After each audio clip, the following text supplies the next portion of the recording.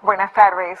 El expresidente de Estados Unidos, Donald Trump, se ofreció a mediar en las posibles negociaciones que se puedan dar entre Rusia y Ucrania para poner fin al conflicto.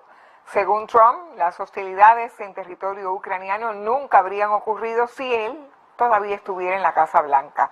Además, el exmandatario instó a la administración Biden a mantener la calma sobre el sabotaje de los gasoductos rusos Nord Stream. El líder republicano considera que lo ocurrido con esas tuberías podría conducir a una mayor escalada y la expansión del conflicto. En la plataforma Truth Social, el magnate inmobiliario escribió: no empeore las cosas con la explosión de los gasoductos, sea estratégico, inteligente, busque un trato negociado ahora. Ambos lados lo necesitan y lo quieren. El mundo entero está en juego. Y es que, recordemos, el lunes se registraron fugas de gas en 3 líneas del sistema de gasoductos Nord Stream 1 y Nord Stream 2, una ruta importantísima del combustible ruso hacia la Unión Europea por el fondo del mar Báltico. Las estaciones sismológicas de Suecia y Dinamarca detectaron potentes explosiones submarinas en esa zona donde se produjeron las fugas. Los gobiernos de esos dos países consideran que la situación es el resultado de un acto de sabotaje de acciones deliberadas y no de un accidente. Dinamarca ha declarado la emergencia debido a que las fugas se han producido cerca de la isla de Bornholm, en su territorio. La primera ministra ha señalado que es difícil imaginar que las fugas sean accidentales. Hay 3 fugas, incluso con cierta distancia entre ellas, y por eso es difícil imaginar que lo que está ocurriendo sea una coincidencia, destacaba la primera ministra de Dinamarca. Por su parte, el portavoz del Kremlin, Dmitry Peskov, apuntaba que es una noticia muy alarmante. Efectivamente, se trata de una destrucción en la tubería de la zona económica danesa. Aún no está claro de qué tipo. La presión ha bajado mucho. Se trata de una situación sin precedentes que requiere una investigación urgente. Estamos muy preocupados con esta noticia. La operadora de los gasoductos ha señalado que es imposible prever cuándo se restaurarán los conductos. El primer ministro polaco calificó los hechos como acto de sabotaje durante la inauguración de otro gasoducto que conectaba con Noruega. Mientras que Ucrania ha ido más allá y apunta que se trata de un ataque terrorista planeado por Moscú contra la Unión Europea. Por su parte, Bruselas ha señalado que es pronto para determinar las causas y ha apuntado que no hay peligro para la seguridad del suministro, ya que no se recibe actualmente nada de gas por esas conexiones. De última hora se conoció que Rusia convocó a una reunión del Consejo de Seguridad de la ONU para tratar las emergencias del Nord Stream. El representante permanente adjunto de Rusia ante la ONU, Dmitry Polyansky, detalló que Moscú solicitó la reunión de urgencia para mañana 29 de septiembre. Sin dudas, el incidente en los gasoductos aumenta las tensiones en Europa, que hoy ha pedido un 8º paquete de sanciones contra Rusia por sus acciones militares en Ucrania. Así lo dio a conocer la presidenta de la Comisión Europea, Ursula von der Leyen, el miércoles. Paralelamente, el Ministerio de Exteriores de Rusia advirtió hoy a Estados Unidos y a sus aliados que se acercan a una línea roja al permitir que el armamento occidental sea usado para atacar las regiones del Donbass, Gerson y Zaporizhia. De acuerdo con la agencia de noticias TASS, la Cancillería rusa precisó que su embajador en Washington, Anatoly Antonov, alertó que los patrocinadores de los criminales neonazis se acercan a esa línea peligrosa de la que advertimos claramente en reiteradas ocasiones. El diplomático señaló que con ese actuar Estados Unidos se convierte en parte del conflicto ucraniano. Antonov alertó que la Casa Blanca asusa al presidente ucraniano Volodymyr Zelensky a continuar atacando con las armas que los países de la Organización del Tratado del Atlántico Norte le enviaron sin medir las consecuencias.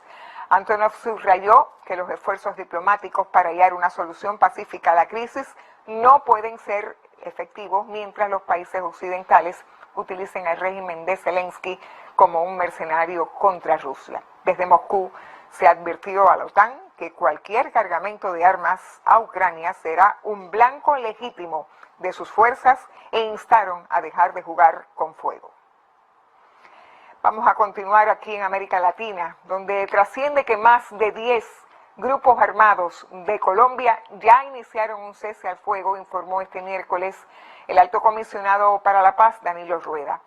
El anuncio tiene que ver con la propuesta que hizo hace unos días el presidente de Colombia, Gustavo Petro, denominada Paz Total, en la que se busca entablar diálogos con las agrupaciones armadas para poner fin al conflicto en su país. Entre las agrupaciones armadas que se sumaron a este cese están disidencias de las distintas Fuerzas Armadas Revolucionarias de Colombia, la FARC por sus siglas, como el Estado Mayor Central y la Segunda Marquetalia, así como las autodefensas gaitanistas de Colombia o el Clan del Golfo, las autodefensas de la Sierra Nevada de Santa Marta y algunas oficinas o bandas dedicadas al sicariato.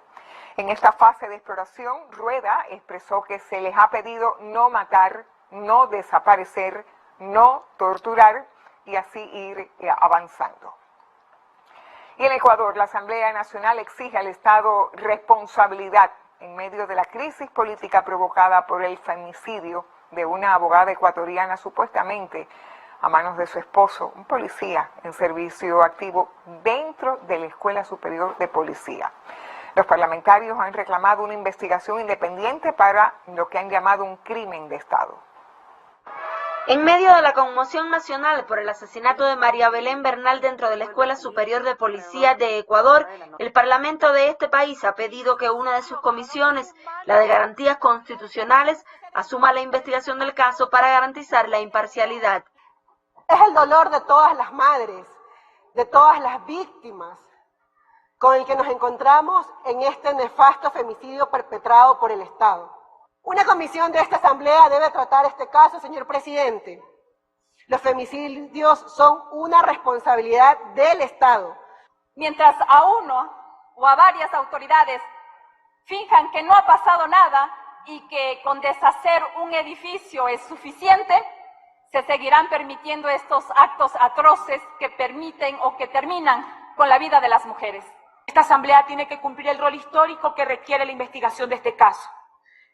Y como todos lo hemos dicho, no son casos aislados, no fue un crimen pasional, como dijo cierto exministro. La madre de María Belén Bernal también compareció en el Pleno para exigir al Estado responsabilidad por el encubrimiento de los oficiales de policía. El asesinato de la joven abogada el pasado 11 de septiembre, aparentemente a manos de su esposo, ha desatado una ola de reclamos bajo acusaciones de crimen de Estado.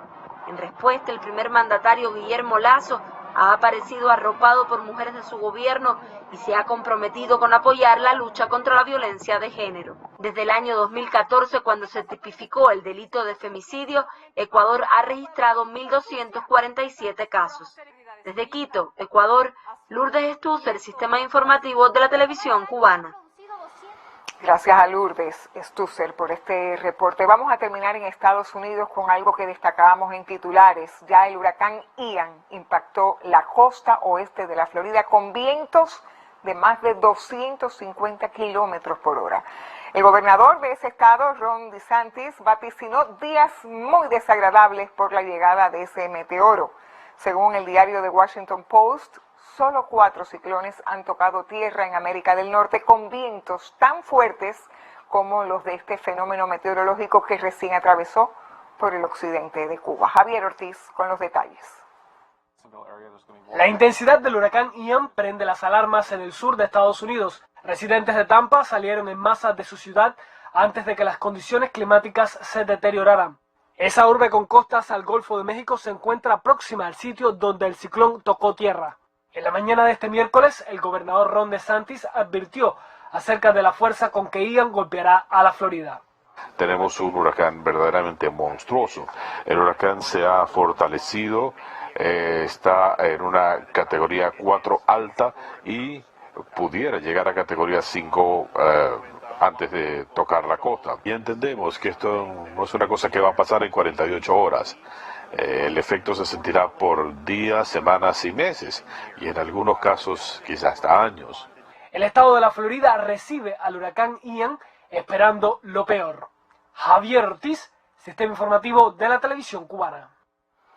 Recordemos que el huracán Ian ganó fuerza este miércoles ante la costa suroeste de Florida con vientos máximos de más de 250 kilómetros por hora cerca de la categoría 5. Fuertes vientos de aguaceros golpearon la poblada costa floridana del Golfo con Naples y Sarasota en máximo riesgo de sufrir devastadoras marejadas ciclónicas. Así termino. Continúen con otras informaciones.